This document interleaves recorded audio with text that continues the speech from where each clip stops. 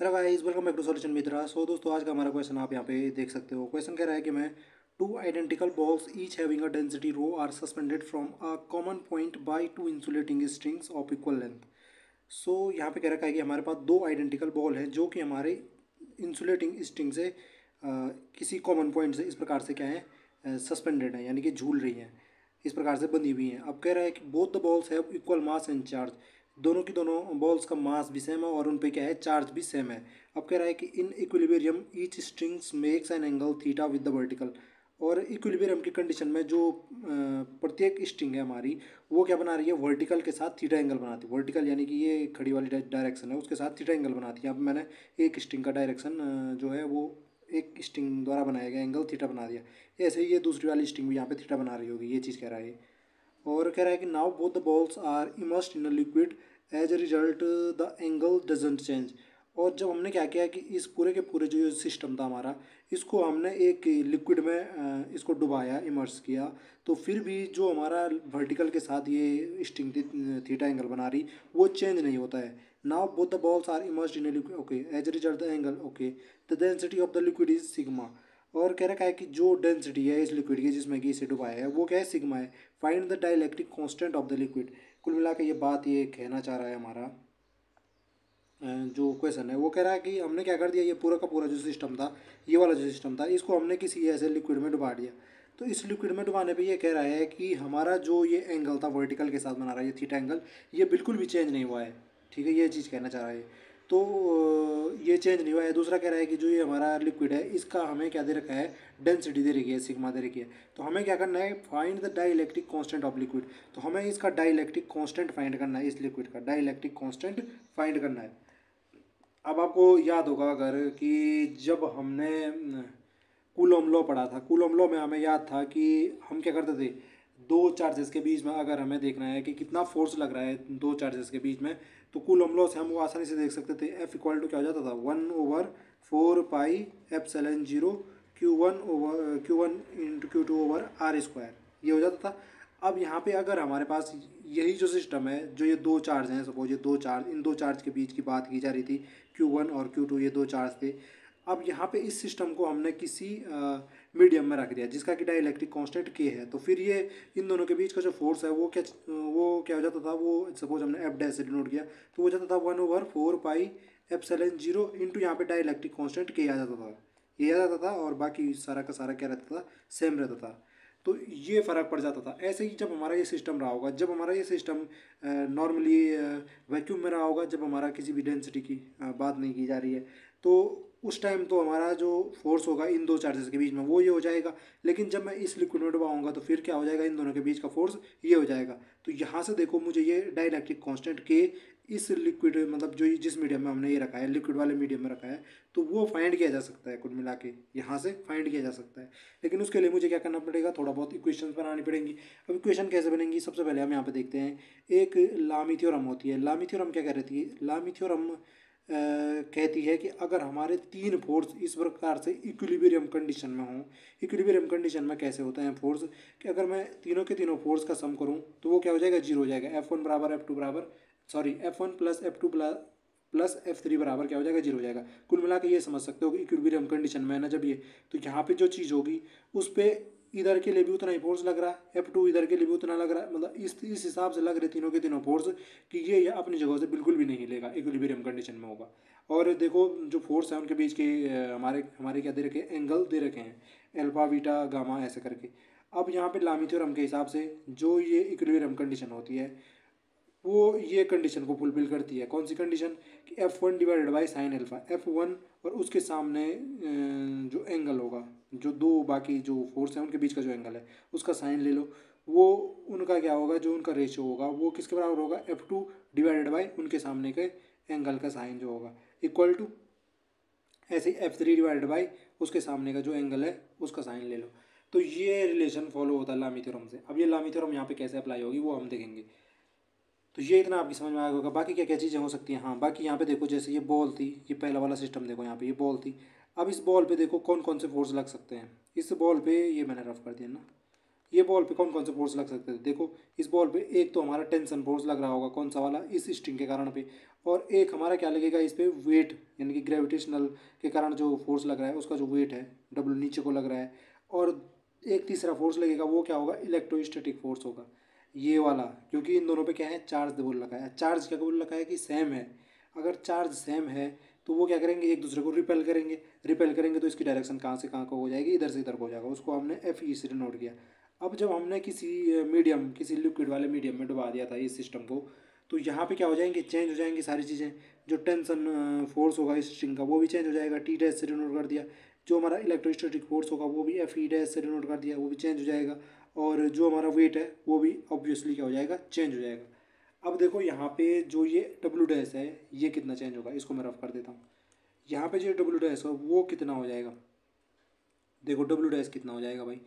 W dash निकालने के लिए आपको ध्यान होगा, डब्ल्यू डैश अगर आपको अप थ्रस्ट फोर्स आपको याद होगा कि जब हम इसको लिक्विड में डुबाएंगे ना तो इस पर एक अप थ्रस्ट फोर्स लगेगा, बियॉन्स फोर्स भी कहते हैं उसे।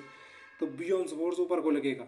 आपको पता ही होगा कि जब हम किसी भी चीज़ को, किसी ऑब्जेक्ट को लिक्विड में डुबाते हैं तो वो हल्की महसूस होती है, क्यों, क्योंकि उस पर एक बियॉन्स फोर्स लगता है ऊपर को। तो उसके कारण जो इसका ये डब्ल्यू डैश होगा इस टाइम, वो इस वाले के कंपेरिजन में कम हो जाएगा।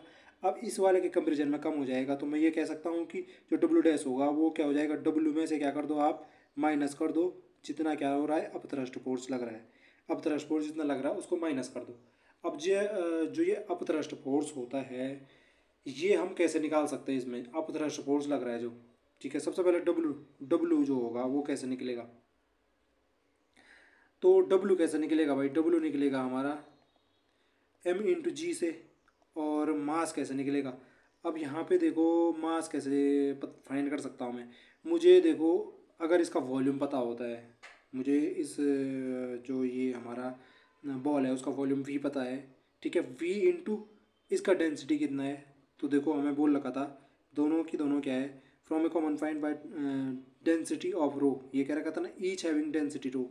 तो मैं यहाँ पे एम लिख सकता हूँ वी इंटू रो, कि इस बॉल का वॉल्यूम इंटू रो इसकी डेंसिटी जितनी है, वी इंटू रो इंटू जी, इस प्रकार से लिख सकता हूँ।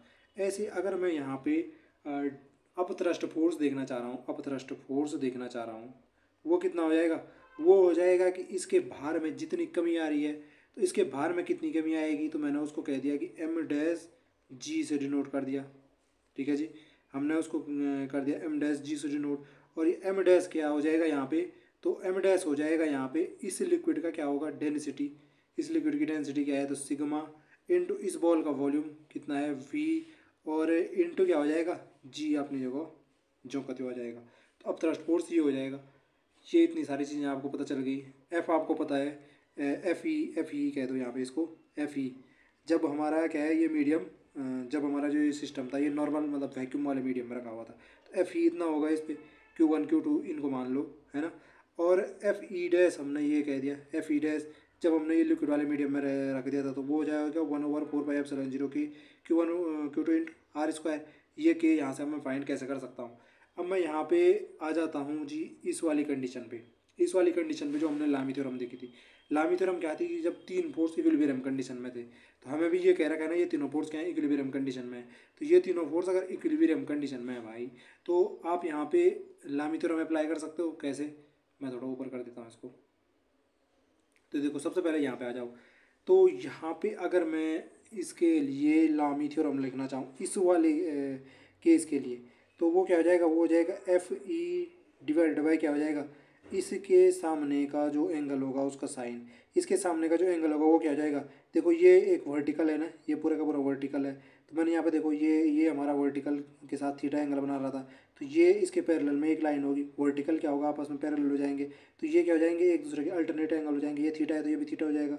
तो यहाँ पे जो ये वाला एंगल अगर मुझे ये फाइंड करना है तो पूरा का पूरा स्ट्रेट एंगल है 180 डिग्री का, तो इसमें से थीटा माइनस कर दो, तो ये क्या हो जाएगा, साइन 180 माइनस थीटा हो जाएगा, इक्वल टू क्या हो जाता, इक्वल टू हो जाता हमारा सर, डब्लू के साथ बनाना चाह रहा हूँ मैं एक रिलेशन, डब्लू डिवाइड बाई क्या हो जाएगा, डब्लू के अपोजिट में जो एंगल है, डब्लू के अपोजिट में एंगल ये वाला, उसका साइन। तो ये वाला एंगल कितना हो जाएगा, ये देखो वर्टिकल के साथ एफ ई तो इधर को लग रहा था ना, और ये वर्टिकल है तो ये कितना है 90 डिग्री का है, और प्लस इसमें ये थीटा करना पड़ेगा, तो वो क्या हो जाएगा हमारा साइन 90 प्लस थीटा हो जाएगा। यहाँ तक आपकी समझ में आया होगा। अब अगर ये चीज़ है तो यहाँ पे हम इसको थोड़ा सॉल्व कर लेते हैं। तो ये हो जाएगा हमारा F E divide by sine 180 minus theta क्या देगा हमें, तो वो देगा हमें साइन थीटा देगा वापस। तो ये क्या हो जाएगा, वो sine 180 minus theta sine theta हो जाएगा। ऐसे यहाँ पे डब्लू over sine sine 90 plus theta क्या देता है, साइन 90 प्लस थीटा देता है हमें कॉस थीटा। तो ये हो जाएगा डब्लू ओवर कॉस थीटा। तो ये पहली कंडीशन यहाँ से मिल गई। और यहाँ पे मैं ऐसे ऑब्वियसली मैं एक और लिख सकता हूँ लामी थ्योरम से, किसके लिए, तो वो टी के लिए लिख सकता हूँ, लेकिन उसकी ज़रूरत नहीं है तो मैं इसलिए लिख नहीं रहा हूँ उसको। ऐसे यहाँ पे जब हमने ये लिक्विड में डुबाया, इस वाले सिस्टम के लिए भी हम लामी थ्योरम लगा सकते हैं, क्योंकि फिर से हमें कह रखा है कि तीनों के तीनों फोर्स क्या हैं, इक्विलिब्रियम कंडीशन में। तो अब यहाँ पे क्या हो जाएगा, f E dash divide by क्या हो जाएगा, f E dash divide by हो जाएगा sine of this angle, sine of this angle फिर से क्या हो जाएगा, साइन ऑफ 180 माइनस थीटा, वही चीज़ हो जाएगी। फिर से देखो ना, ये भी तो थीटा है, ये भी तो थीटा हो गया वापस, तो वही चीज़ आ रही है फिर से। तो इसलिए मैं सीधे सीधे लिख सकता हूँ क्या हो जाएगा हमारा, F E dash divided by क्या हो जाता है, साइन थीटा हो जाता है इक्वल टू। और ऐसे ही एफ ई डैश के लिए तो लिख दिया डब्ल्यू डैश के लिए, तो डब्ल्यू डैश के लिए क्या हो जाता है, डब्ल्यू डैश डिवाइड बाई क्या हो जाएगा, इसके अपोजिट में एंगल फिर से हो जाएगा ये वाला एंगल, देखो 90 plus theta, sine 90 plus theta फिर से क्या देगा, कॉस थीटा देगा। तो ये सीधे सीधे यहाँ पे ऐसे हमारे लिए इस वाले कंडीशन के लिए भी हमने लामी थ्योरम लिख दी। अब मैं क्या करता हूँ, इसको मैं अगर इक्वेशन फर्स्ट मान लूँ, इसको मैं क्या करता हूँ इक्वेशन सेकंड मान लूँ। अब इक्वेशन फर्स्ट में क्या करता हूँ, इक्वेशन सेकंड से डिवाइड करता हूँ। ठीक है, ये यहाँ पे आपके सामने कर देता हूँ। इक्वेशन फर्स्ट को मैं डिवाइड कर रहा हूँ किससे, इक्वेशन सेकंड से। इक्वेशन फर्स्ट कहाँ है जी, ये वाली।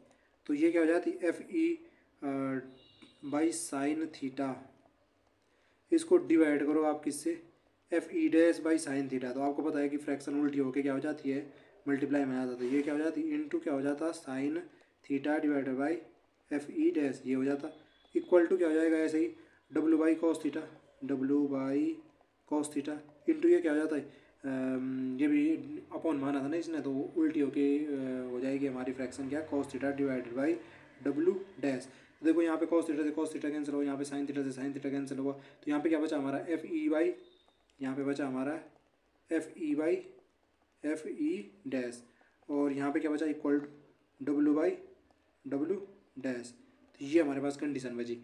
अब यहाँ पे देखो F E by F E dash करके देखो, F E by F E dash कहाँ से करोगे आप, तो यहाँ पे दे रखा था। अगर मैं F E by F E dash करता तो आप खुद देखो, F E by F E dash करके देखो, यानी इस सारे के अपॉन में ये सारा का सारा डालूंगा, तो ये इसके अपॉन में ये सारा का सारा ये डालूंगा, तो आप आसानी से देख रहे होंगे कि ये सारे के सारे तो आपस में कैंसिल हो जाएंगे। Q1 Q2 से ये वाला Q1 Q2 कैंसिल हो जाएगा, 1/4 से 1/4 कैंसिल हो जाएगा, आर स्क्वायर से तो आर स्क्वायर कैंसिल हो जाएगा।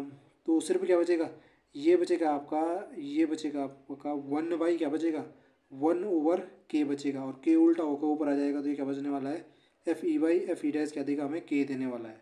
तो ये यहाँ से आप करके देख सकते हो। ऐसे ही W और W डैश की वैल्यू हम यहाँ से लिख सकते हैं। W क्या था हमारा, वी रो जी, W हमारा क्या था, वी रो जी, और अब थ्रस्ट फोर्स था सिग्मा वी जी। तो उसकी वैल्यू में यहाँ पे डब्ल्यू डैश हमने देखा था ना, डब्ल्यू डैश क्या हो जा रहा था, तो डब्ल्यू डैश हो जा रहा था W माइनस क्या हो जा रहा था, अब थ्रस्ट फोर्स। तो W माइनस अब थ्रस्ट फोर्स यानी कि वी रो जी माइनस अब थ्रस्ट फोर्स कौन सा है, सिग्मा वी जी।